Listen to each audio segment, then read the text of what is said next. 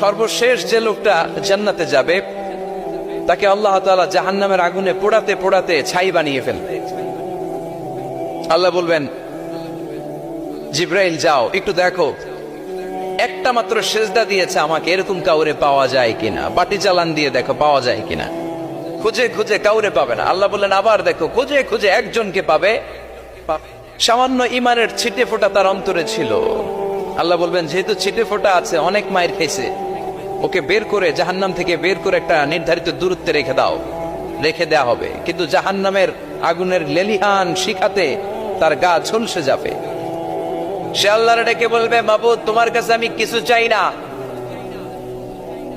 জাহান্নাম থেকে তুমি আমাকে বের করেছো, জীবন নদীর পানি তুমি আমার গায়ের মধ্যে ঢেলে দিয়েছো, আমি আবার সজীবতা ফিরে পেয়েছি। আমি তোমার কাছে জান্নাত চাই না, শুধু নিরাপদ একটা দূরত্বে আমাকে রেখে আসো, যাতে জাহান্নামের আগুন আমারে কষ্ট দিতে না পারে।